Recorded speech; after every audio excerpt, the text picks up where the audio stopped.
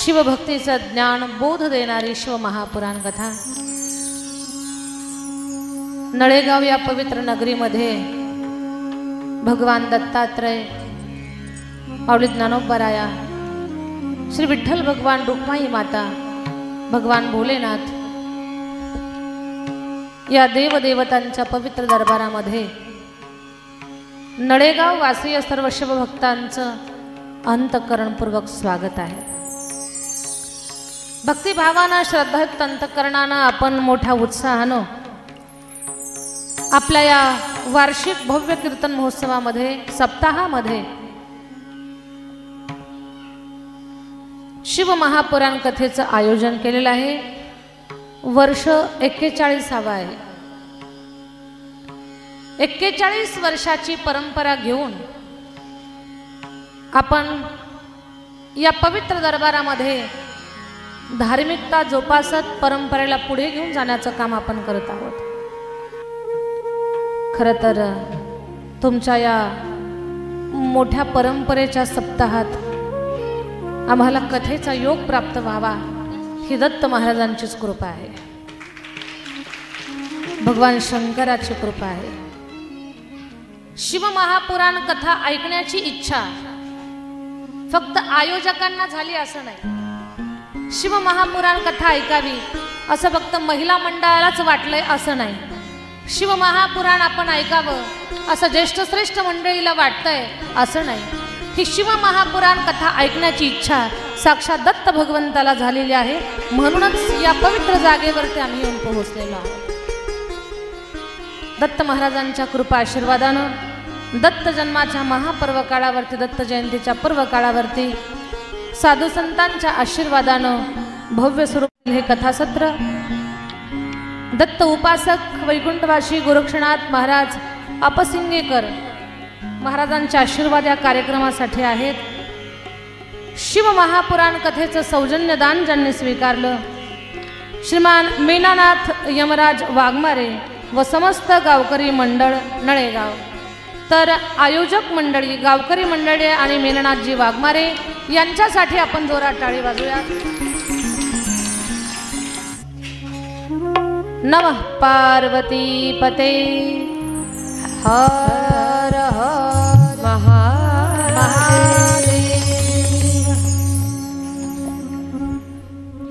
माझ्या ताई दादांनो, भगवान शंकराची भक्ती शिकवणारं हे शिव महापुराण फार सुंदर आहे। आपल्या सगळ्यांच्या अंतःकरणामध्ये शिवभक्तीला हे जागृत करणारं आहे। ही जी शिव महापुराण कथा आहे, शिव महापुराण कथा श्रवण करण्याचं सद्भाग्य जे आपल्या सगळ्यांना प्राप्त झालेलं आहे, हा सर्व आपल्या पूर्वजन्मीच्या पुण्याईचा ठेवा आहे। सद्यस्थितीला भारत देशामध्ये भगवान शंकराच्या भक्तीचं एक मोठं वातावरण निर्माण झालेलं आहे। एक 10 वर्षापूर्वीचा काळ पहा, महादेवाच्या मंदिरामध्ये जुगार खेळणारी माणसं कुत्री फिरलेली असायची आणि लोक सोमवारीच जायची। एरवी महादेवाच्या मंदिरात जाणाऱ्या लोकांची संख्या कमी झालेली होती। बऱ्याच गावामध्ये अशी परिस्थिती की शिव मंदिरांची कुठे ती डागडुजीला आलेली आहे, महादेवाच्या मंदिराकडे लोकांचं लक्ष नाही। अशी परिस्थिती आपल्याला मागच्या काही काळामध्ये पाहायला मिळत होती। पण खरं तर धन्यवाद म्हणावे लागतील पंडित प्रदीप मिश्रा यांचे, की त्यांनी आपल्या सगळ्यांच्या अंतःकरणातली शिवभक्ती जागी केली आणि या पृथ्वीचे मालक भगवान शंकर आहेत हे आपल्या सगळ्यांना कथेच्या माध्यमातून त्यांनी सांगितलं। पूर्वीच्या काळामध्ये रामायण भागवत जेवढं ऐकत होते तेवढी शिवकथा सुद्धा लोक ऐकत नव्हते। पण भगवान शंकर हे आपल्या प्रपंचातल्या अडचणी पण संपवतात। भगवान शंकर आपल्यावरती भरभरून कृपा करतात, आपलं जीवन सफल बनवतात आणि या पृथ्वीचा मालक भगवान भोलेनाथ आहेत, त्या देवाला मानणं हे आपलं कर्तव्य आहे, आपली जबाबदारी आहे। आपल्या सगळ्यांची अवस्था अशी झाली होती, तुझं आहे तुझं पाशी परी तू जागा चुकलाशी, पण आपल्या मूळ उपास्य दैवताची ओळख करून देण्याचं काम किंवा ज्याचं विस्मरण आपल्याला झालंय त्याची आठवण करून देण्याचं काम पंडित प्रदीप मिश्राजी महाराजांनी केलं. खरं तर त्यांनी एवढं सोपं सांगितलंय. शिवभक्ती एवढी सोपी आहे, एवढी सोपी आहे. एक लोटा जल सब समस्या का. फक्त एक तांब्याभर पाणी महादेवाला अर्पण करा. तांब्याभर पाणी भगवान शंकराला अर्पण केल्यानंतर हा देव एवढा प्रसन्न होतो, या देवाला अतिशय आनंद होतो आणि त्या सेवा करणाऱ्या भक्ता तांब्याभर पाणी घालणाऱ्या भक्ताच्या घरी हा पाणी भरायला तयार होतो.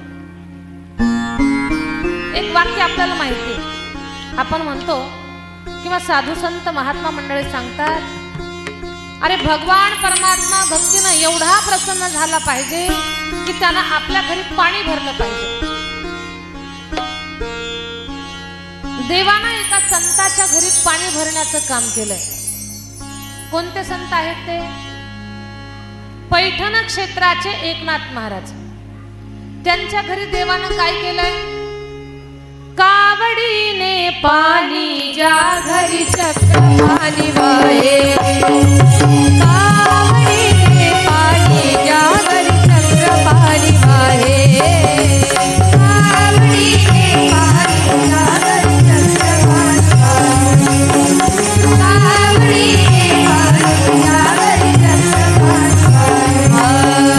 अनन्य भक्ती भावे निरावंती त्याची पाये, अनन्य भक्ती भावे निरावंती त्याची पाये, अनन्य भक्ती भावे निरावंती त्याची पाये, निरावंती त्याची पाये. ओवाळू आरती माझ्या स्वामी एकनाथा, ओवाळू आरती माझ्या स्वामी एकनाथा, ओवाळू आरती माझ्या स्वामी एकनाथा, ओवाळू आरती माझ्या स्वामी एकनाथा. कावडीने पाणी ज्या घरी चक्र पाणी वाहे, अनन्य भक्ती भावे निळावंती त्यांचे पाये. पैठणचे संत श्रेष्ठ एकनाथ महाराज, एकनाथ महाराजांच्या घरी विश्वाच्या मालकानं कावडीनं पाणी भरलं. मग देव जर भक्ताच्या घरी पाणी भरायला येत असेल ते किती मोठी गोष्ट झाली. तसा हा आपला भगवान शंकर आपल्याही घरी पाणी भरायला येईल, पण त्याच्यासाठी काय करावं लागेल? एक तांब्याभर पाणी त्याला अगोदर घालावं लागेल. एक पसा पाणी एक बिल्वदळ पूजन केवळ,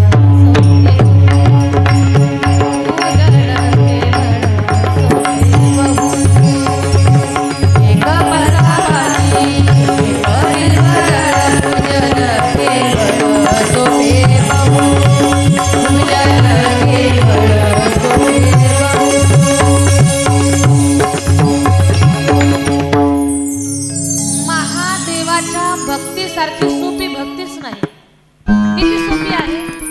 एक पसा पाणी, एक पसा पाणी म्हणजे जे सेहोरवाले महाराज सांगतात ना, एक लोटा जल सब समस्या का है, ते आपल्या महाराष्ट्रातल्या संतांनी अगोदरच लिहून ठेवलंय अभंगामध्ये. काय? एक पसा पाणी एक बिल्वदळ पूजन केवळ पोहोचते. एक ओंजळभर पाण्यानं तांब्याभर पाण्यानं प्रसन्न होणारा हा देव, याला तांब्याभर पाणी घालत चाला, हा आपल्या घरी पाणी भरायला येईल. एवढी भगवान शंकराची भक्ती सोपी आहे. तुम्हाला खरं सांगतो, इतर देवदेवतांची भक्ती कठीण आहे. थोडं जरी चुकलं तरी माफीच नाही, थोडं जरी चुकलं तरी माफी नाही. पण या देवाची भक्ती करताना चुकलं तर काही टेन्शन नाही.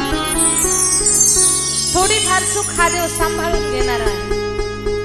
आणि बाकीच्या देवांच्या सेवेची किती बरं व्यवस्था.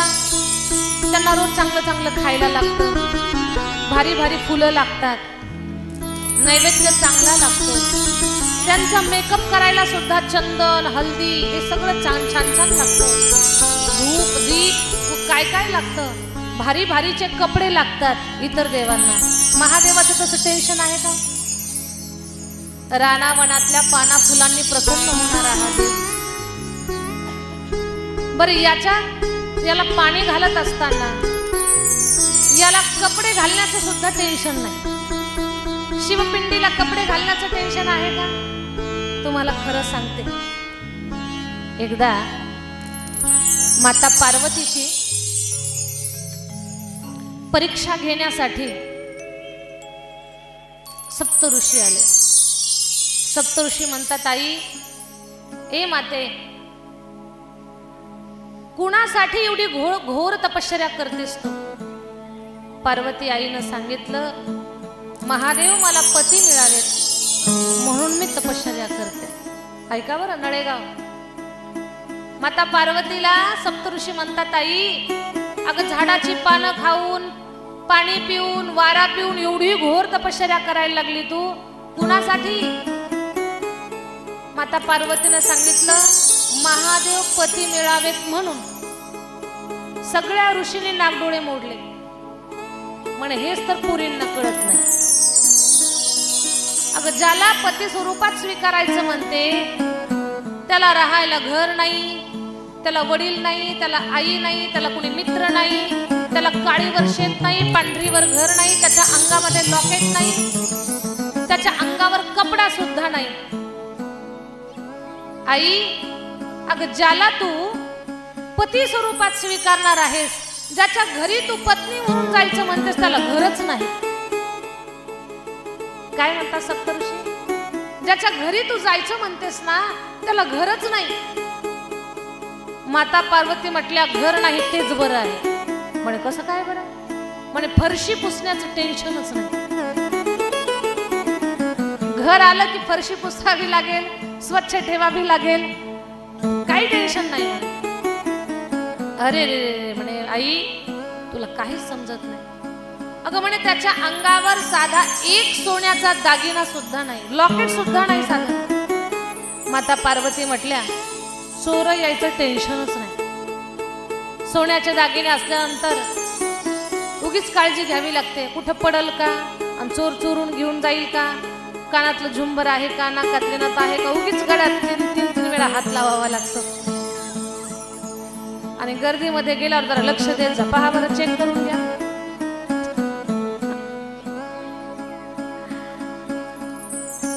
माता पार्वती म्हणतात, टेन्शन नाही चोरांचं. अगं आई त्याच्या अंगावर कपडा सुद्धा नाही. माता पार्वती म्हटल्या, कपडे धुवायचा ताणच नाही, कपडा नाही तेच चांगलं आहे. आई अगं स्मशानात राहतय. माता पार्वती म्हटल्या, चांगलंय, मी कुणाच्याच घरी जाणार नाही, पण प्रत्येकाला माझ्या घरी एक ना एक दिवस यावंच लागेल. मग याच्यापेक्षा सुंदर घर कोणतं आहे? अगं आई 4 घरची भिक्षा मागताय आणि भिक्षा मागून खाताय, तुम्हाला सुद्धा भिक्षेचंच अन्न खावं लागेल. माता पार्वती म्हटल्या, चूल पेटवायचं आणि स्वयंपाक करायचं टेन्शनच नाही, आई तर खायची. एवढं सुख कुणाला नकोय? स्वयंपाकाचा ताण नाही, कपडे धुवायचा ताण नाही, दागदागिने सांभाळायचा ताण नाही, कुणाच्या घरी जायचं नाही, कुणी कुठल्या कार्यक्रमाला आले नाही म्हणून रुसणं नाही, फुगणं नाही. किती छान आहे. याच्यातून मला एकच सांगायचंय की हा देव, या देवाची भक्ती एवढी सोपी आहे. या देवाची पत्नीच म्हणते कपडे नाही तेच चांगलं आहे, मग आपण टेन्शन घ्यायचं काही काम आहे का? या देवाला कपडे कसे चढवायचे आणि कपडे कसे घालायचे, या देवाला कपड्या लत्त्याचं हे असा काही विशेष छंद नाही. असा हा सरळ देव आहे. किती खूप साधा सरळ देव, साध्या भोळ्या भाबड्या भक्तांचा देव. एक पसा पाणी, एक बिल्वदळ, पूजन केवळ बहुसोपे. अशा भगवान श्री शंकराची साधी सरळ सोपी सहज भक्ती शिकवण्यासाठीच शिव महापुराण थेट नळेगाव मध्ये येऊन पोहोचले. शिवभक्ती शिकवण्यासाठी साध्या भोळ्या भाबड्या भक्तांचा हा देव आहे. खूप विद्वानांचा सुद्धा देव आहे आणि सामान्यांचा सुद्धा हा देव आहे. ऐका, या देवाची सेवा कशी करावी, या देवाची नेमकी कथा काय, या देवाच्या पूजेचा विधी काय, हे सगळं तुम्हाला ऐकायला मिळणार आहे. कथा सांगण्या अगोदर कथेचा पूर्व परिचय करून देणं फार गरजेचं आहे. शिवमहापुराण तुम्हाला ऐकायचं आहे, पण या शिवमहापुराण ग्रंथामध्ये आपल्याला काय काय ऐकायला मिळणार आहे. सगळ्यात पहिले विश्वातलं पहिलं शिवलिंग कुठे प्रगट झालं, विश्वातलं पहिलं शिवलिंग कुठे निर्माण झालं, हे या कथेतून आपल्याला ऐकायला शिकायला मिळणार आहे. तुम्ही म्हणाल आजच का, आजच नाही, हे 7 दिवसामध्ये ऐकायला मिळणार आहे.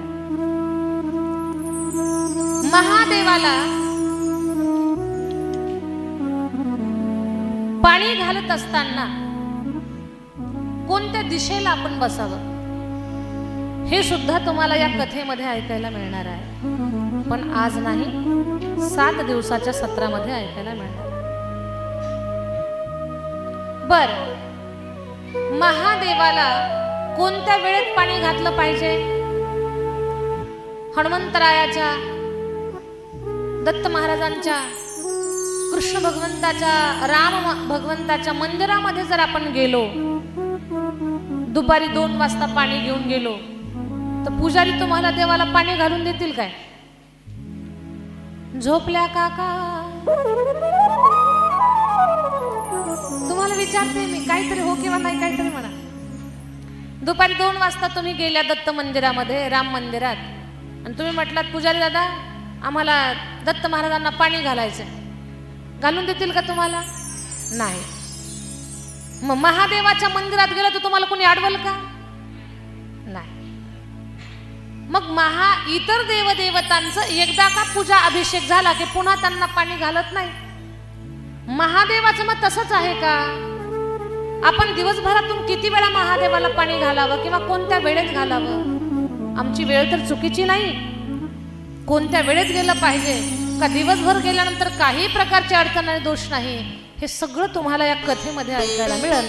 पण आज नाही, 7 दिवसाच्या कथेमध्ये ऐकायला.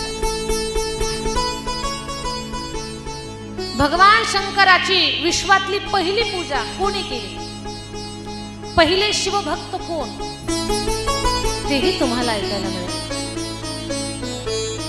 भांग, धोत्रा, शमीपत्र, दुर्वा, घास, रूट हे कसे निर्माण झाले, हेही तुम्हाला ऐकायला मिळेल.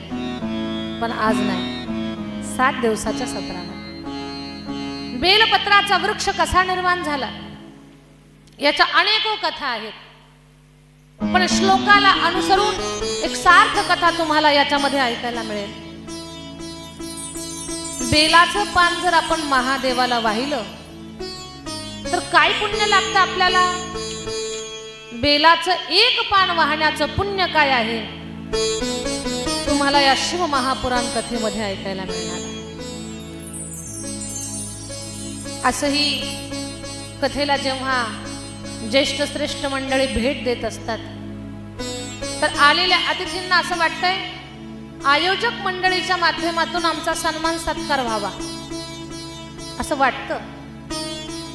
पण शिव महापुराण कथेच्या व्यासपीठावरती सगळ्यात मोठा सन्मान म्हणजे ग्रंथावरचं बेलाचं पान त्यांना भेट म्हणून दिलं की तो सगळ्यात मोठा सन्मान आहे. याच्यापेक्षा मोठा कोणता सन्मान नाही.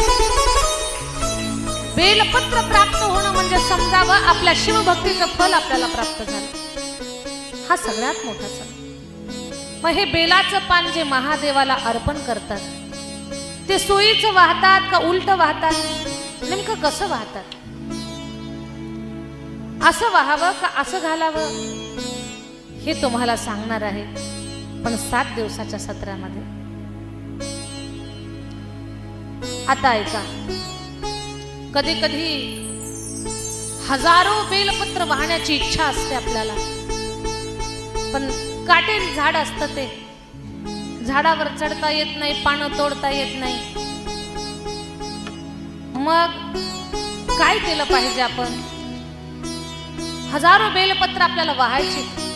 मग असा काही एखादा मार्ग आहे का की बेलाच्या पानावर आपण काहीतरी करून ते बेलपत्र आपण महादेवाला अर्पण केलं तर अधिकची बेलपत्र वाहण्याचं पुण्य मिळेल का? मिळतं, पण त्याच्यासाठी बेलाच्या पानावर काय लिहावं लागतं ते तुम्हाला ऐकायला मिळेल या कथेमध्ये. आज नाही, 7 दिवसाचा सत्रा. महादेवाला तुळशीचं पान वाहतात का? मग वाहतच नाहीत का?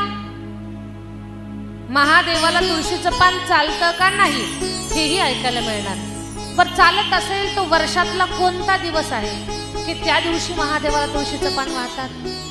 एरवी वाहलं तर काय होतं? असं कोणता एक दिवस आहे की त्या दिवशी महादेवाला तुळशीचं पान वाहतात, विठ्ठलाला बेलाचं पान वाहतात? तेही तुम्हाला ऐकायला मिळेल. तुळशीच्या रोपट्याखाली महादेव ठेवावा का न ठेवावा? ठेवला पाहिजे का न ठेवला पाहिजे? टेन्शन मध्ये येऊ नका, हे पण सांगणार आहे मी तुम्हाला, पण 7 दिवसाच्या सत्रामध्ये सांगते. खरं तर बेलाच्या झाडाखाली महादेव आणि तुळशीच्या रोपट्याखाली शाळीग्राम असतात. माझी काय घटना घडली की महादेवाला तुळशीच्या रोपट्याखाली ठेवू नये असा काय प्रसंग आहे? तुळशीचा महादेवाचा 36चा आकडा आहे. तुळशीच्या रोपट्याखाली महादेव चालत नाही. बऱ्याच मावशांची ट्यूबलाईट पेटली असेल, आपला तिथंच मुक्कामाला आहे. गोंधळू नका, गडबडू नका. महादेवाला थोड्याशा अंतरावर बाजूला ठेवा. मग हे का बरं महादेवाला कुठे ठेवायचं, काय ठेवायचं हेही तुम्हाला ऐकायला मिळेल, पण आज नाही, 7 दिवसाच्या कथासत्र. म्हणजे पहा ना, तुम्ही 7ही दिवस हजेरी लावावी आणि तुम्ही जर एक दिवसही दांडी मारली तर काय तुमचं ऐकायचं राहून जाईल, परत गोंधळ होईल तुमचा. म्हणून आज सांगते मी तुम्हाला काय काय ऐकायला मिळणार आहे. म्हणून 7 दिवसामध्ये एकही दिवस सुट्टी घ्यायची नाही. पूर्ण दिवस 7 दिवस कथेला तुम्ही यायचं. बर, भारत देशामध्ये किती ज्योतिर्लिंग आहेत? 12. ते कुठे कुठे आहेत, कसे प्रगट झाले त्यांची पण कथा आपल्याला ऐकायला मिळणार आहे. पण महादेवाच्या परिवारामध्ये त्यांचे जे 2 पुत्र आहेत त्या पुत्रांच्या नेमक्या कथा कोणत्या तेही ऐकायला मिळेल. महादेवाच्या मंदिरात गेलात तर जसं इतर देवतांना तुम्ही पूर्ण प्रदक्षिणा घालता तशी महादेवाला घालावी का नको? बरं, जर नसल घालायची प्रदक्षिणा तर का घालू नये? घातलं तर काय होतं हेही तुम्हाला ऐकायला मिळेल, पण आज नाही. 7 दिवसाच्या कथासत्रामध्ये शिवभक्ती, महाशिवरात्रीचं व्रत आम्ही कसं केलं पाहिजे? भगवान शंकराचं लग्न माता पार्वती सोबत, अखंड माता पार्वती त्यांच्या सोबत आहेत. मग माता पार्वती जर एक स्त्री सोबत आहे तर डोक्यावर आणखी एक स्त्री आहे शंकराच्या. माता पार्वतीनं दुसरी आपल्या नवऱ्याच्या डोक्यावर बसलेल्या स्त्रीला सहन कसं काय केलं? त्या डोक्यावर असलेल्या स्त्रीचं शंकराचं नातं काय? आणि दोघींचं अजिबात भांडण नाही, नेमकं कारण काय? माथ्यावरची गंगा, वाम भागातली पार्वती, या नेमकं दोघींचं नातं काय? ते नवीन आहे का जुनच आहे? दोघींची भांडणं का होत नाही? का त्यांचा वाद नाही? पार्वती मातेनं दुसऱ्या स्त्रीला सहनच कसं केलं हेही तुम्हाला ऐकायला मिळेल, पण 7 दिवसाच्या कथासत्रात. अशी ही शिव महापुराण कथा. आणि या 7 दिवसाच्या कथासत्रामध्ये जे जे कथाभाग तुम्हाला ऐकायला मिळतील हा तुमच्या सगळ्यांच्या जीवनातला महत्पुण्याईचा भाग असणार. पुण्याई शिवाय कुठलाही सत्संग कानावर येऊ शकत नाही. कान देऊन ऐका. आपल्या जीवनामध्ये आपल्याला कीर्तन ऐकायला मिळालं, कथा ऐकायला मिळाली, सत्संगामध्ये आपण सहभागी झालो, त्याचं एकच कारण आहे आपल्या सगळ्यांचं पुण्य एकत्र आलं आणि पुण्याईनं आपण कथा ऐकायला बसलो। अनंत जन्मीचे सुकृत पदरी, अनंत जन्मीचे सुकृत पदरी, त्याचे मुखी हरी पैसा होय, हो हो हो, त्याचे मुखी हरी पैसा होय, हो हो हो, त्याचे मुखी हरी पैसा होय।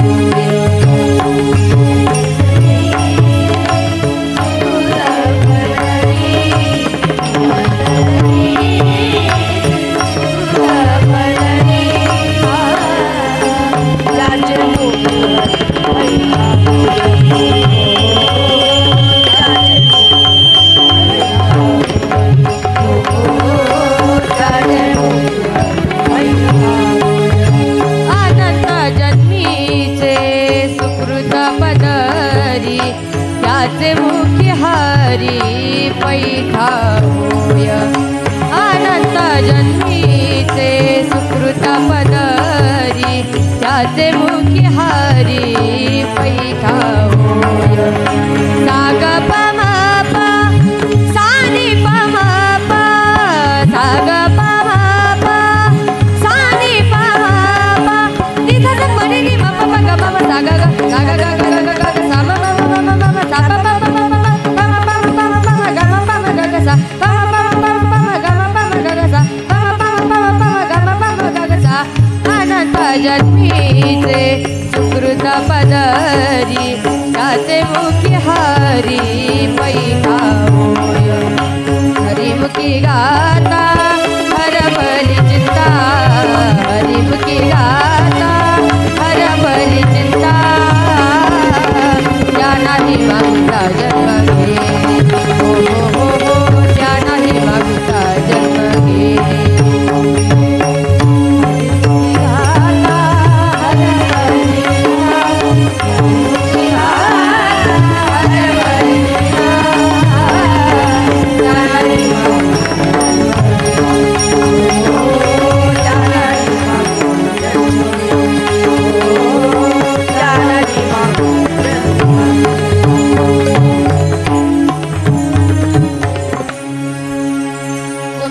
सत्संग श्रवण करण्यासाठी माझ्या ताई दादांनो पुण्य असावं लागतं।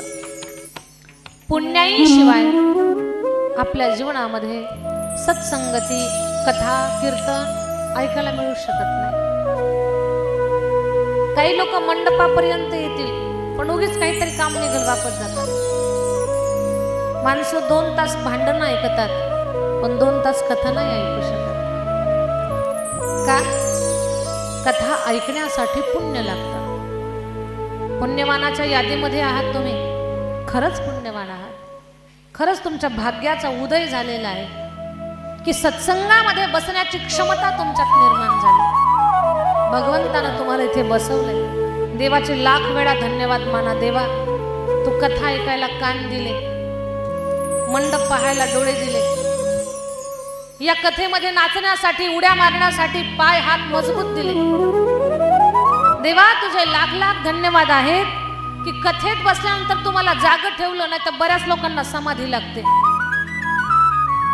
कथेमध्ये बसले रे बसले, समाधी लागलीच म्हणून समजा। देवा, तुझे धन्यवाद आहेत की तू मला कथा ऐकण्याचं सौभाग्य दिलंस। देवाचे धन्यवाद मानत चला। आपण खरे भाग्यवान आहोत। बऱ्याच वेळेला माझ्या ताई दादांनो आपल्याला भाग्य कशाला म्हणावं हेच कळत नाही। एखाद्याकडे खूप पैसा आला की आपण म्हणतो तो भाग्यवान आहे। एखाद्याला एखादं मोठं पद प्राप्त झालं की आपण म्हणतो तो भाग्यवान आहे। एखाद्याकडे बळ निर्माण झालं आपण म्हणतो भाग्यवान आहे। पण खरं सांगा मला, बल, पद, पैसा, प्रतिष्ठा या जर गोष्टी भाग्याचं लक्षण असत्या तर रावणाकडे कुठे कमी होत्या या गोष्टी? रावणाकडे भरपूर होत्या की नाही? जागे आहात ना तुम्ही? रावणाकडे भरपूर होतं हे, पण कुणी रावणाचा जय जयकार करतं का? जय जयकार कुणाचा करतं? रामाचा. प्रभू रामचंद्र भगवान की जय. जोरात म्हणा, जोरात खाली बसलेले. प्रभू रामचंद्र भगवान की जय. प्रभू रामचंद्र भगवान की जय. एकदा प्रभू रामचंद्र भगवान की.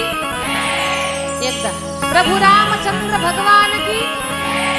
फक्त एकदा प्रभू रामचंद्र भगवान की. आता आणखी एकदाच प्रभू रामचंद्र भगवान की. खरंच एकदाच आता प्रभु रामचंद्र भगवान की. सीता मैया की. लक्ष्मण भैया की. प्रभु रामचंद्र भगवान की. रावण महाराज की.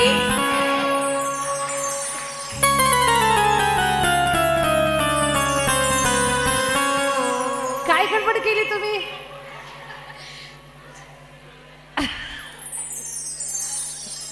काही म्हणतात ते म्हटलं, आम्ही नाही म्हटलं, ते तिकडे म्हटलं. फसवलंय तुम्हाला. रावणाचा कुणी जय जयकार करत नाही. का बरं? रावण तर भाग्यवान आहे ना. रावणाकडे धन, त्या रावणाच्या धनाचा आकडा सांगते मी तुम्हाला. लंके माझी घरे किती ती ऐका, सांग तसे संख्या जैशी तैशी. कोटी घरे जेथे काशाने तांब्याची, शुद्ध कांचनाची 7 कोटी. राजा रावणाकडे 7 कोटी घरं शुद्ध सोन्याची होती. एवढा श्रीमंत. बल असली ताकद होती. कैलास पर्वत हातावर घेऊन नाचत होता आणि कुबेराच्या कॉलरला पकडून खाली आणत होता. मनुष्य बळाचा जर विचार केला, एकट्या रावणाला 80,000 पत्न्या, 1,00,000 मुलं, 1,25,00,000 नातू. बेरीज घरी गेल्यानंतर करा. एकट्याचं मनुष्यबळ एवढं होतं. त्या रावणाचं ऐश्वर्य मोठं, बल मोठं, परिवार मोठा, संपत्ती मोठी. त्याचं आणखी शौर्य सांगते तुम्हाला. त्यानं 33 कोटी देव बंदिशाळेत टाकले होते. 9 ग्रहांच्या पायऱ्या केल्या होत्या आणि सगळे देव त्याच्याकडे कामाला होते. सगळे देवता. कोणी गवत आणायला, कोणी झाडून काढायला, कोणी सडा घालायला, कोणी रांगोळ्या काढायला, कोणी स्वयंपाक करायला, कोणी कपडे धुवायला, कोणी सेविंग करायला. सगळे देवता कामाला होते. पण एवढी त्याची सत्ता असताना सुद्धा झोपेतून उठल्याबरोबर आपण असं म्हणतो का? झोपेतून उठल्याबरोबर रावणाची आठवण काढावी, रावणाचं स्मरण करावं? नाही. झोपेतून उठल्या उठल्या कुणाचं स्मरण करतो आपण? गातो वासुदेव मी आई, गातो वासुदेव मी आई, चित्त ठाई ठेवून भावे देवा, ठाई ठेवून भावे देवा, डोळे झाकून रात्र करू नका, डोळे झाकून रात्र करू नका, काळ करीत बैसराते लेखागा, करीत बैसराते लेखागा, राम राम स्वराजी, राम राम स्वराजी, राम राम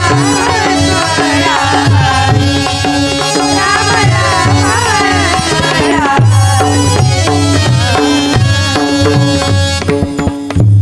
झोपेतून उठल्या उठल्या कुणाचं नाव घ्या म्हणून सांगितलं? गातो वासुदेव मी ऐका, चित्त ठाई ठेवून भावे का, डोळे झाकून रात्र करू नका, काळ करीत बैसला से लेखागा. काय करा मग? राम राम स्मराधी. झोपेतून उठल्यावर कोणी रावणाचं नाव घेत नाही, राम राम म्हणतात. वैभव महाराज, आपण घरातून बाहेर पडलो, आपल्या शेजारचे कोणी भेटले, लगेच आपण बोलायला चालू करतो का? अगोदर काय म्हणतो? राम राम. याचा अर्थ काय? तुमच्यातल्या माझ्यातल्या रामाला नमस्कार, राम राम स्मरा आम्ही. आपल्यात राम आहे म्हणून आपण आराम आहोत. आपल्यात राम आहे म्हणून लोक आपल्याला राम राम घालतात. राम निघून गेल्यानंतर कायमचा राम राम घालतात. झोपेतून उठलो तर पहिला राम राम, झोपेतून उठलोच नाही तर कायमचा राम राम. जन्म मृत्यूच्या मधल्या प्रवासात राम आठवला तर जीवन आराम. जन्म मृत्यूच्या मधल्या प्रवासात राम नाही आठवला तर जीवन हराम. राम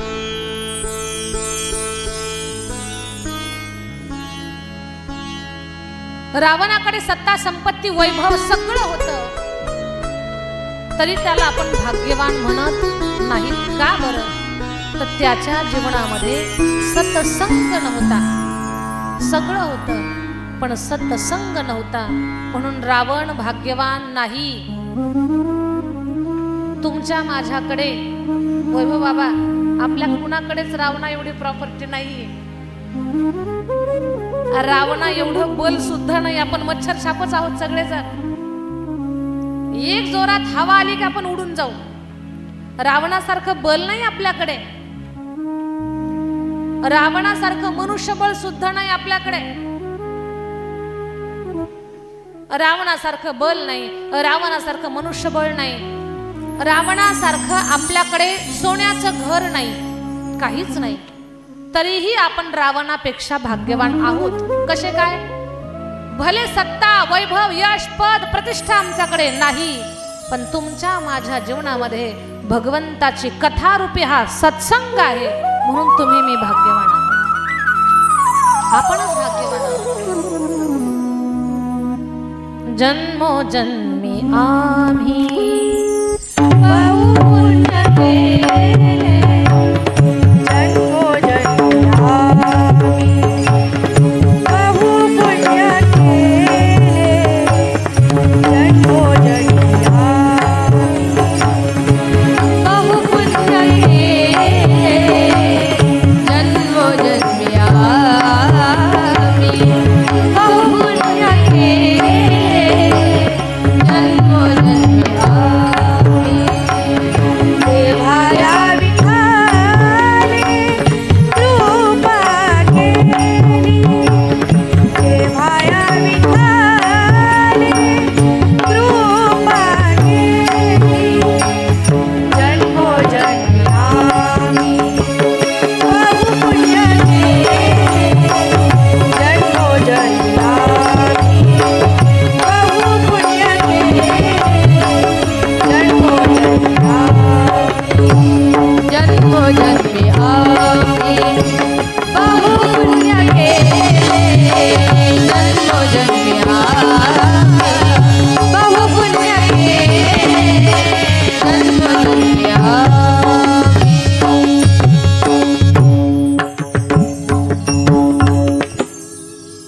आपल्या सगळ्यांचं कित्येक जन्माचं पुण्य आहे, म्हणून आपल्या सगळ्यांच्या जीवनामध्ये कथा ऐकणं, कीर्तन ऐकणं, भगवंताचं नामस्मरण, सत्संग, शिवपूजन, सेवा, दान, सत्कर्म, अन्नदान या सगळ्या गोष्टी घडत आहेत.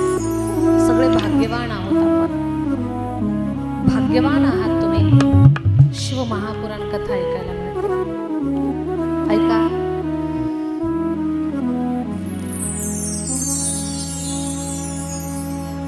मृत्यू लोकामध्ये आपण सगळेजण आहोत. भाग्यानं आपल्याला मृत्यू लोकात जन्म झाला आणि माणसाचा देह मिळाला. हा देह भेटला. या देहाचं कर्तव्य आहे की आपण शिवभक्ती, शिवपूजन केलंच पाहिजे. मृत्यू लोकात जन्माला आलेल्या प्रत्येक जीवानं भगवान शंकराचं पूजन करावं. मग ते विठ्ठलाचे भक्त असू दे किंवा ते शंकराचे भक्त असू दे, ते जगदंबेचे भक्त असू दे, ते गणपतीचे असू दे किंवा सूर्यनारायणाचे भक्त असू दे, कोणत्याही देवाचा भक्त असू दे, त्यानं शिवपूजन स्वतःच्या जीवनामध्ये केलंच पाहिजे. का? तर या पृथ्वीचे मालक भगवान शंकर आहेत. पृथ्वीचे मालक कोण आहेत? भगवान शंकर. आकाशाची देवता भगवान विष्णू आहेत. जलाची देवता गणपती बाप्पा आहेत. वायूची देवता भगवान सूर्यनारायण आहेत. अग्नीची देवता माता जगदंबा आहे आणि पृथ्वीची देवता भगवान शंकर आहे. पृथ्वी, जल, तेज, वायू आणि आकाश ही पंचमहाभूत आहेत. या पंचमहाभूतांच्या अधिष्ठात्या देवता या 5. आकाश श्री विष्णू, त्याचे मालक आहेत ते. पाणी, त्यांचे मालक गणपती बाप्पा आहे. अग्नीची मालक माँ जगदंबा आहे. वायूची मालक भगवान सूर्यनारायण आहेत आणि पृथ्वीचे मालक भगवान शंकर आहेत. म्हणून पृथ्वीवर जन्माला आलेल्या प्रत्येक जीवानं भगवान शंकराची भक्ती केलीच पाहिजे. त्यांना मान दिलाच पाहिजे. बऱ्याच वेळेला लोक महादेवाच्या मंदिरात जात नाहीत. म्हणतात आम्ही शंकराला मानत नाहीत, आम्ही अमुक देवाचं भजन करतो, अमक्या देवाला मानतो, आम्ही ह्या देवाची भक्ती करतो, आम्ही शंकराला मानत नाही. हा भक्तीचा प्रकार सरळ सरळ चुकीचा प्रकार आहे.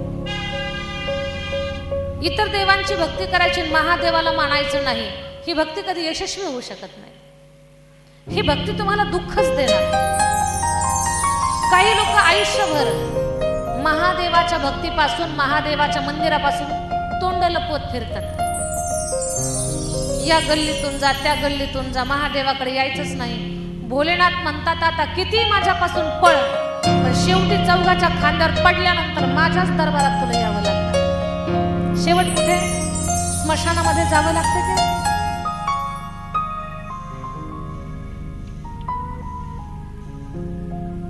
कोणे दिवशी यमयेती चालून, कोणे दिवशी प्राण जाती घेऊन, कोणे दिवशी स्मशानी जाऊन एकटेच राहावे. समयासी सादर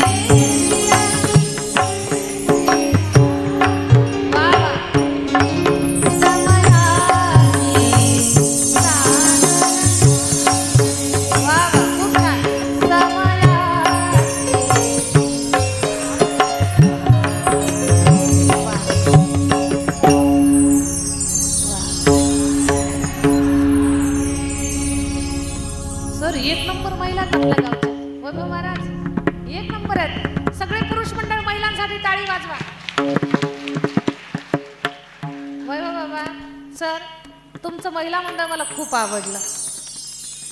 खरंच तुम्ही मला खूप आवडलात.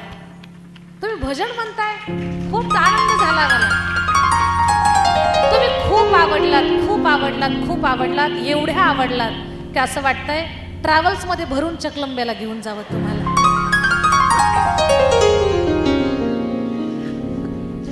घेऊन जाऊ का यांना? हा म्हणतात ते खुशाल.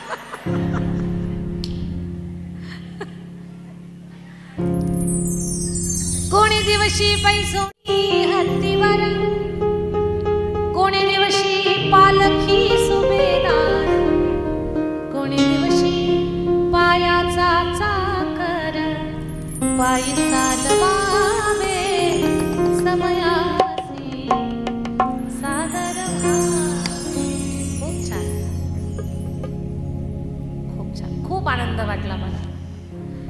तर महादेव म्हणतात किती माझ्यापासून तोंड दडव, शेवटी तुला माझ्याकडेच यावं लागेल. कोणी दिवशी स्मशानी जाऊन एकटेच राहावे. म्हणून माझ्या ताई दादांनो, भगवान भोलेनाथ या पृथ्वीचे मालक आहेत. आपण शिव मंदिरामध्ये गेलं पाहिजे, शिवभक्ती केली पाहिजे. तुम्ही आम्ही महादेवाच्या दर्शनाला जातो नवल नाही. महादेवाच्या भेटीसाठी 33 कोटी देवता येतात. 33 कोटी देवता. आणि त्या सगळ्या देवामध्ये महादेवाला सगळ्यात प्रिय आहेत भगवान नारायण. बरेच दिवस झाले भगवान श्री विष्णू, भगवान नारायण महादेवाच्या भेटीला आलेच नाहीत. महादेव म्हणतात, नारायणा, किती दिवस झाले तुम्ही मला भेटायला आला नाहीत. किती दिवस झाले, मला भेटायला या ना. नारायण म्हणतात, भोलेनाथ, मी भेटायला आलो होतो, पृथ्वीवर आलो मी तुम्हाला भेटायला, पण इथं आल्यानंतर पाय कुठे ठेवतेच कळना. का कळालं नाही?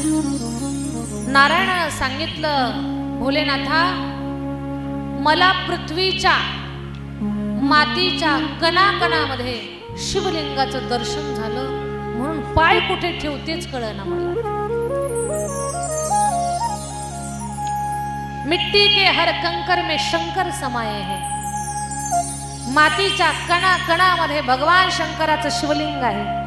या पृथ्वीवरती एवढे शिवलिंग आहेत, एवढे शिवलिंग आहेत, अगणित शिवलिंग आहेत. ही पूर्ण पृथ्वीचं शिवलिंग स्वरूप आहे. मातीच्या कणाकणामध्ये भगवान शंकर वसलेले आहेत. नारायण म्हणतात, भोलेनाथ, कुठे पाय ठेवतेच कळेना. जवळ येऊन पाय ठेवायचं म्हटलं की शिवलिंग दिसतं, लगेच वापस जातो. मला पण तुम्हाला भेटण्याची खूप आतुरता असते.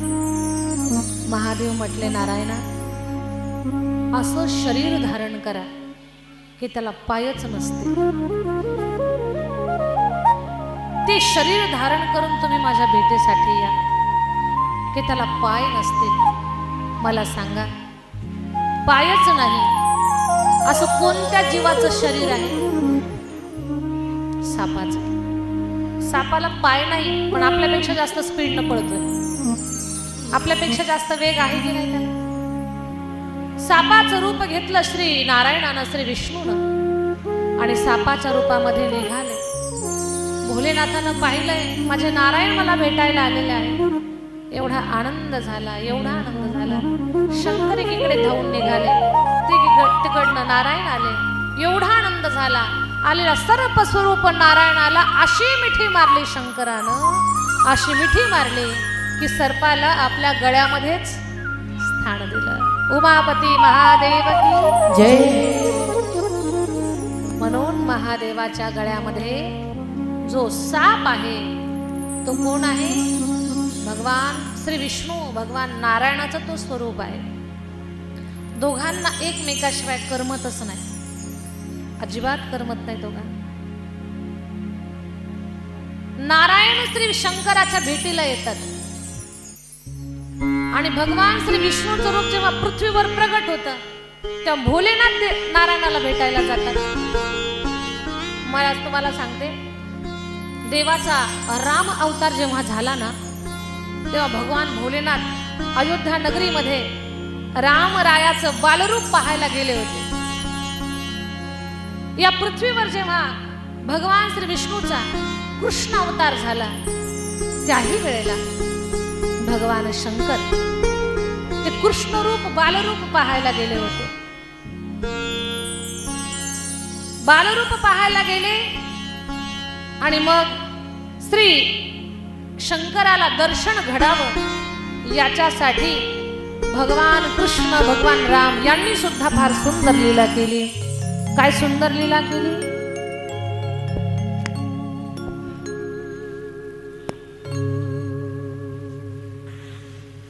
शिव समान कोई दाता नहीं, पद में तारनहार, लाज रखियो मोरी नंदी के असवार। नगर में जोगी आया,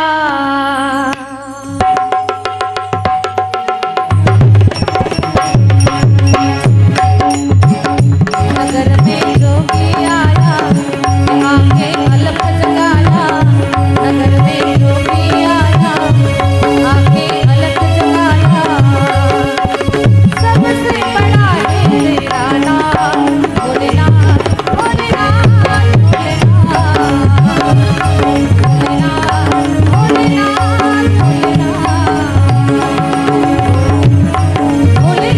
भोलेनाथ, भोलेनाथ, भोलेनाथ, भोलेनाथ,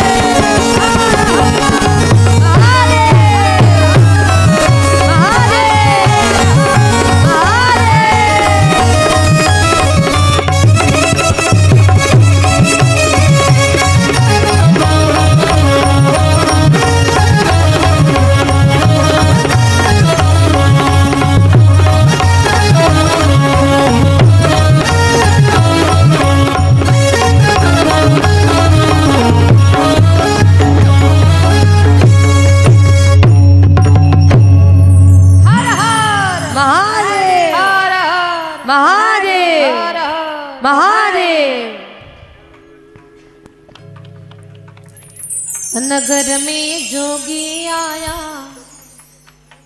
यशोदा के घर आया, आके अलख जगाया। ओ सबसे बड़ा है तेरा नाम, भोलेनाथ भोलेनाथ भोलेनाथ भोलेनाथ भोलेनाथ भोलेनाथ। हर हर हर हर महादेव। भगवान जेव्हा श्री विष्णूचं रूप एखादं प्रगट होतं पृथ्वीवरती, जसं की राम, जसं की कृष्ण, महादेव पण भेटीला येतात।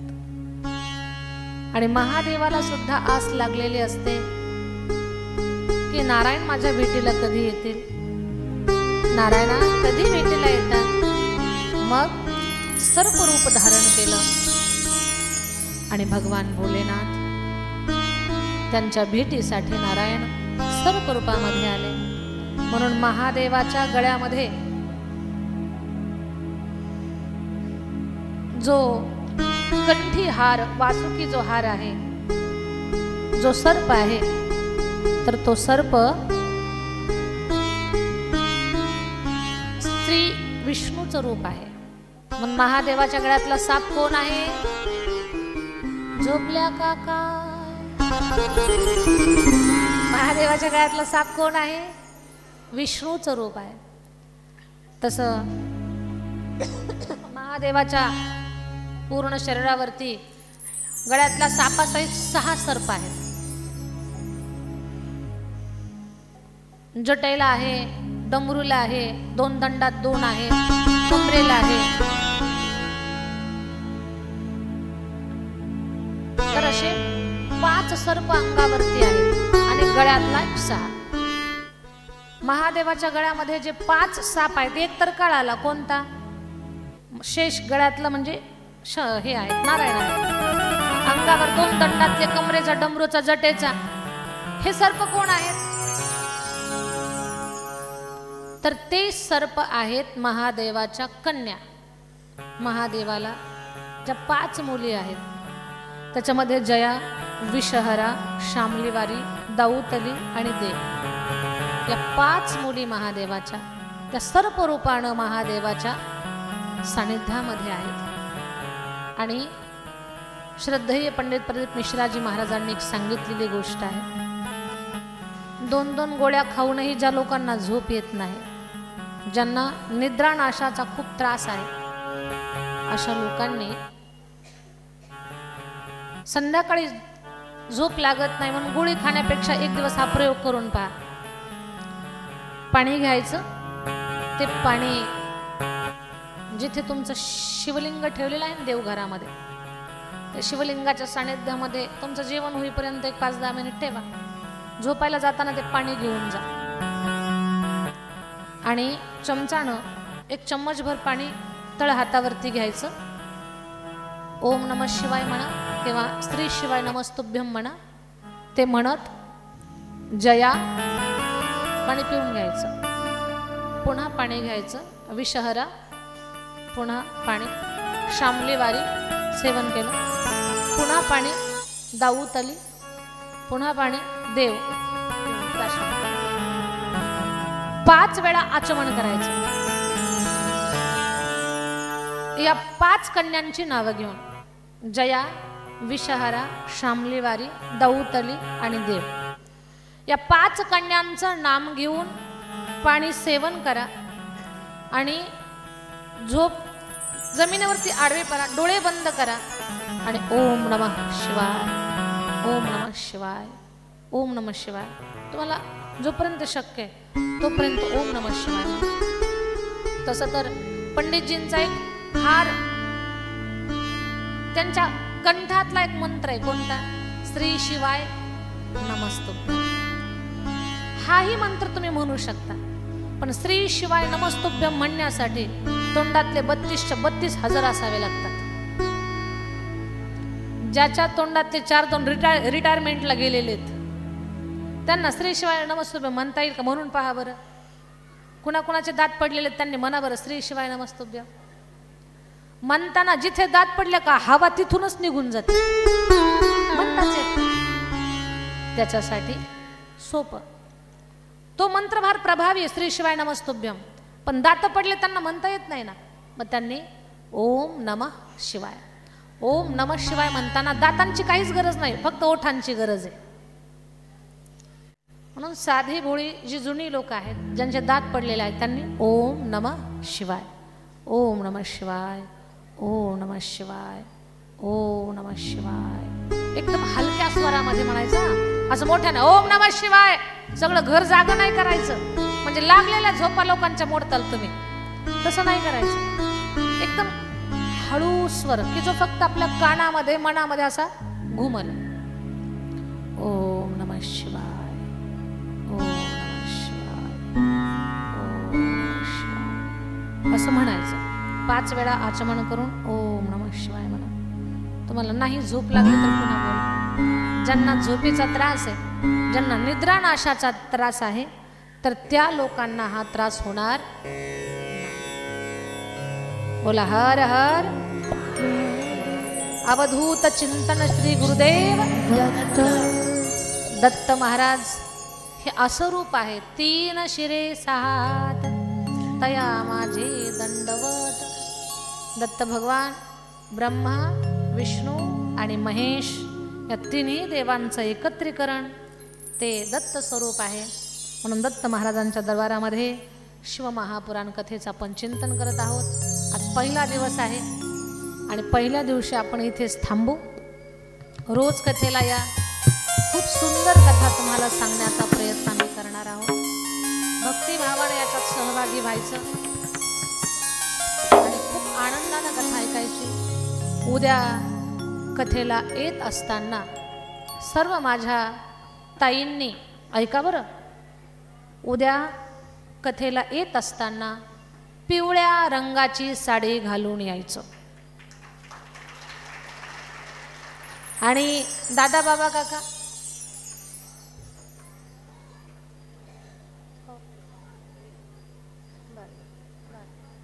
ऐकतो तो माणूस, आणि त्या माणसाला जर आपलं काही घेणं देणं नसेल तर ते आपण काय सांगतोय ते ऐकणार.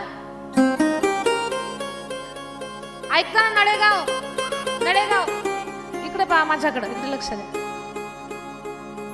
आपण एखादी गोष्ट सांगतोय समोरच्या व्यक्तीला आणि तो व्यक्ती खूप जीव लावून ऐकतोय. कधी त्या व्यक्तीला जर आपल्याबद्दल तळमळ असेल तर, आपल्यावर श्रद्धा असेल तर, आणि तळमळीनं ऐकलं तर भाव जागा होतो. आणि आपलं ऐकणार बा, तुम्ही सगळे श्रोते आहात.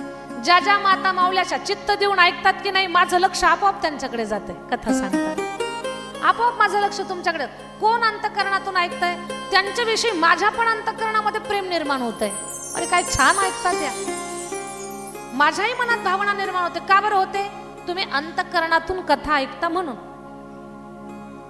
मग महादेवानं विचार केला, मी माझीच कथा सांगणार आहे, माझी कथा ऐकणारा थोडा तळमळीतला असला पाहिजे, त्याला माझा भाव कळायला पाहिजे, त्याचं माझ्यावर प्रेम असलं पाहिजे, त्याला माझं अंतःकरण समजलं पाहिजे. मग महादेवाला कितीतरी श्रोते मिळाले असते, पण महादेवानं स्वतःची कथा सगळ्यात पहिले कुणालाही नाही सांगितली, आपलं वाहन नंदी महाराजांना सांगितलं. नंदी महाराजांनी एवढी तळमळीनं कथा ऐकली, एवढी तळमळीनं कथा ऐकली, भगवान भोलेनाथाला खूप आनंद झाला. नंदी, अरे काय एकाग्र होऊन ऐकतोस तू, माझा शब्द सुद्धा खाली पडू देत नाही, तू मी जे सांगल ते लक्षपूर्वक ऐकतोस, तुझ्यासारखा श्रोता नाही नंदी, तू खूप छान आहेस. माझी कथा ऐकली तू, आज माझं ऐकलंस, उद्या भविष्यात तुझ्या कानात जर कुणी काही सांगितलं तर तुझं मी ऐकल. म्हणून नंदी महाराजांच्या कानामध्ये सांगितलं. तुमच्या जीवनात काही दुःख असेल, काही अडचण असेल तर आपली भारतीय परंपरा सांगते, शिव मंदिरात जर गेलात तर याच्या त्याच्याजवळ बडबड करू नका, नंदीच्या कानात सांगा. बर महादेव नंदीचं काय ऐकतात? नंदी महाराजांनी महादेवाचं कथाच ऐकलं होतं. महादेवाची कथा नंदी महाराजांनी ऐकली, हृदयात साठवली. महादेवाला आनंद झाला. सांगितलं, नंदी आज तू माझं ऐकलं, इथून पुढे तुझं मी ऐकत जाईल. नंदी महाराज, जर आपली सच्ची भक्ती असेल, खरं प्रेम असेल, खरा भाव असेल, तर नंदी महाराजांच्या कानामध्ये तुम्ही जे सांगाल ते महादेव ऐकतात. मग भोलेनाथ कथा सांगू लागले नंदी महाराजांना. नंदी महाराज तल्लीन होऊन मान डोलवत कथा ऐकत होते. पण ती कथा चालू असताना तिथे ब्रह्मदेव आले आणि ब्रह्मदेव सुद्धा येऊन बसले. आता कथेचे यजमान आपल्याकडे कोण आहेत? यजमान मीनानाथजी वाघमारे आणि समस्त गावकरी मंडळ हे कथेचे यजमान आहे. कथेचा एक मुख्य यजमान असतो, पण त्या यजमानासोबत आपण पण कथा ऐकायला बसतो की नाही? तसं महादेव नंदीला कथा सांगत होते आणि नंदी महाराजांच्या सोबत बाजूला येऊन ब्रह्मदेव बसले. जी कथा नंदी महाराजांनी ऐकली तीच कथा ब्रह्मदेवानं ऐकली आणि मग ब्रह्मदेवाकडनं ती कथा नारदजीनं श्रवण केली. परत ती कथा नारदजीकडनं व्यासांपर्यंत गेली. व्यास महाराजांनी सूतजींना सांगितलं आणि सूतजींनी शौनकादी महामुनींना सांगितली. शौनकादी महामुनींनी कथा ऐकत ऐकत त्या कथेचा प्रसाद महालाभ तुम्हाला आणि आम्हाला प्राप्त झाला या ग्रंथाच्या रूपात. आता पहा, शिवमहापुराण या ग्रंथाची निर्मिती भगवान व्यासजी यांनी केलेली आहे. हा ग्रंथ 24,000 श्लोकांचा आहे. या ग्रंथामध्ये 24,000 श्लोक आहेत आणि 7 संहिता आहेत. विद्येश्वर संहिता, रुद्र संहिता, शत्रुरुद्र संहिता, कोटिरुद्र संहिता, कैलास संहिता, वायव्य संहिता, उमा संहिता अशा 7 संहिता आहेत. या 7 संहितांनी आणि 24,000 श्लोकांनी हा शिवमहापुराण ग्रंथ भरगच्च असा भरलेला आहे. आले का यजमान? का वेळ आहे अजून? बरं आल्यानंतर मला कळवा.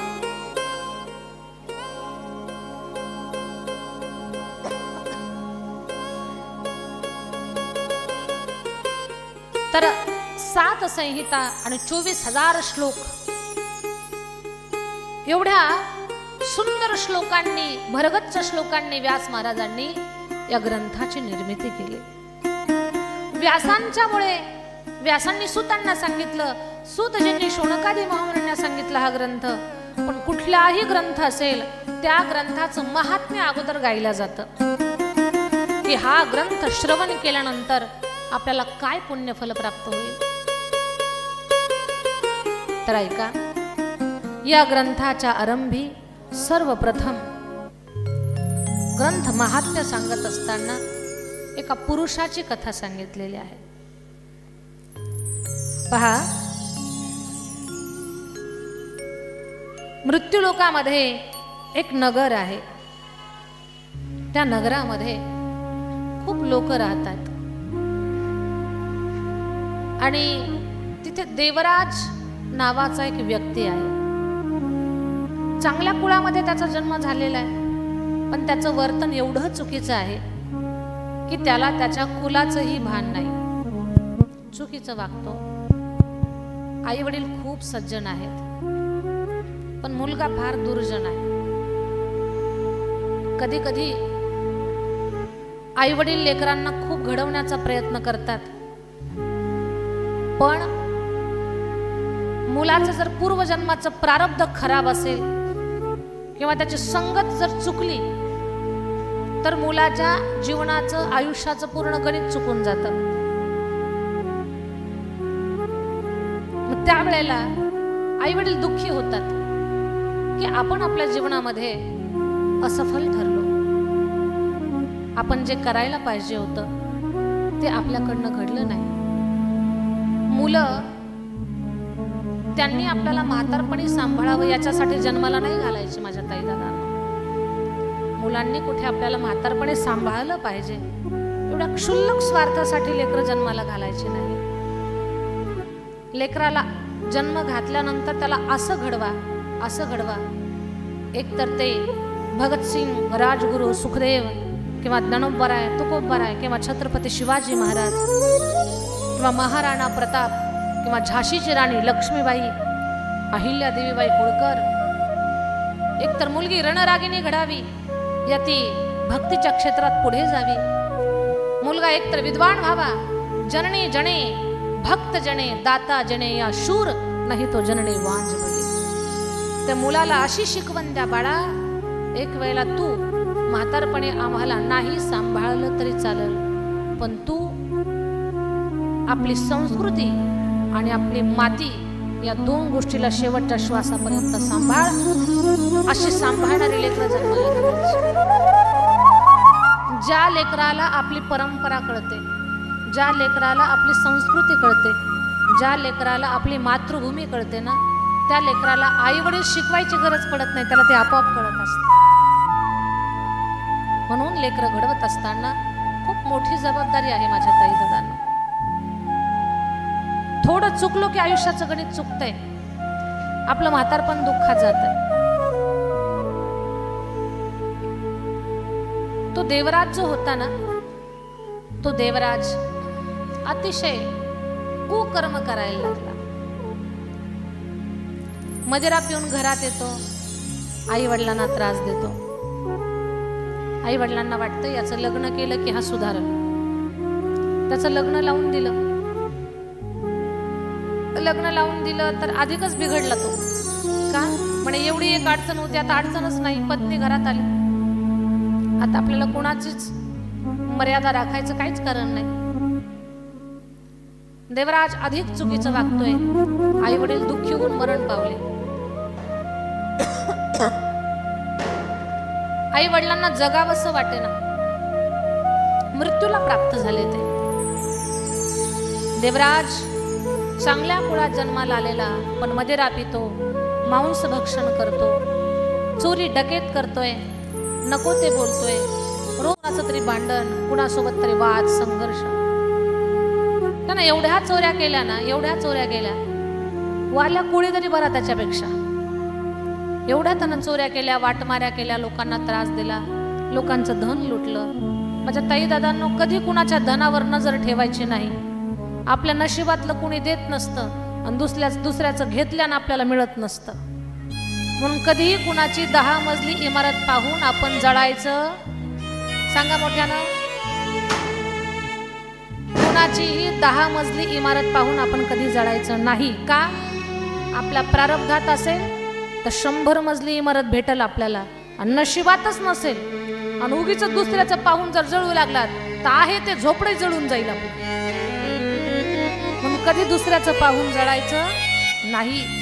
शिकायचंय. हे शिकवण्यासाठी तर कथा आहे. तुम्ही म्हणाल ताई आम्हाला का कळत नाही का? कळतंय पण वळत नाही. कळत कुणाला नाही, सगळ्यांना कळतं. त्या कथा कीर्तनातून काय बोध आहे हा सगळ्यांना समजतो, पण माणूस लवकर आचरणात आणत नाही. मग असं सांगून सांगून, शिकून शिकून, वारंवार कथा कीर्तन ऐकून ऐकून मग माणूस रुळावर आपली गाडी चालत असते. म्हणून वारंवार कथा कीर्तन आपण ऐकायचं. त्या देवराजनं एवढी लूट केली लोकांची, धन लुटून लुटून लुटून त्यानं प्रचंड संपत्ती साठवली.